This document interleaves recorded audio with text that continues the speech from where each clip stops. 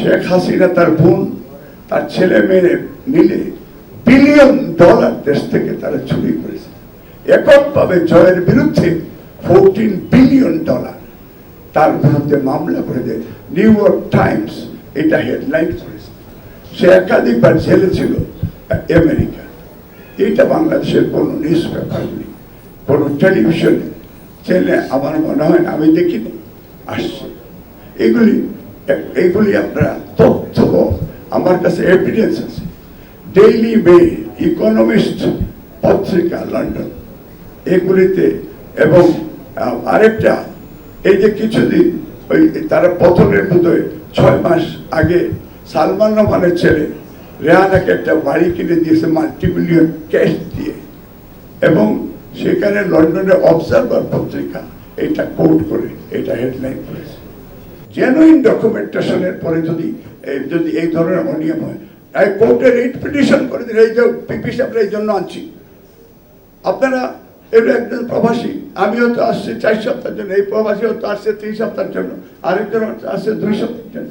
এখন তার বাচ্চা কাচ্চা নিয়ে এখন আপনি দখল করলেন, এখন গেলাম কোর্টে, আইনের আশ্রয় নিলাম। কোর্ট রিট পিটিশন করার পরে তাকে তো 6 বছর এই রায়ের জন্য অপেক্ষা করতে হবে। 6 বছর কি আমার অপেক্ষা করার এই প্রবাসীদের সেই সুযোগ আছে? তার জব যাবে, চাকরি যাবে, সে অসহায় হয়ে, ফ্রাস্ট্রেটেড হয়ে, দেশের আইনের প্রতি তার তখন শ্রদ্ধাটুকু থাকে না। 7 বার জন্ম নিলে পারবেন না ইনশাল্লাহ। দেশের জনগণ বিএনপির সাথে, বিএনপি আগামীতে তারেক রহমান বিএনপি সরকার গঠন করবে ইনশাল্লাহ, এটা নিশ্চিত। এর জন্য আপনাদের সহযোগিতা দরকার। ভারতের নোবেলিস্ট অমর্ত্য সেনকে নিয়ে আসলে সেই দিন আমার কলিজার সেই দিন রক্তকরণ হয়েছে। কারণ আমাদের দেশের কৃতি সন্তানকে আন্ডারমাইন করে তাকে আপনি জেলে দিতে চান, পদ্মা সেতু থেকে টোস করে বাড়াই দিতে চান, সেই হিসাবে এটা অন্যায় করেছে।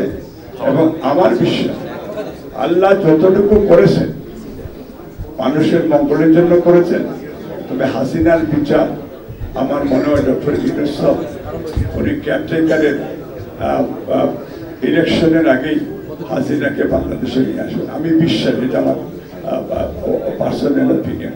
এবং উনি চাইলে ইন্টারন্যাশনাল কমিউনিটি, বিশেষ করে America, great Britain, European union তার পাশে সম্ভব বিচার হবে।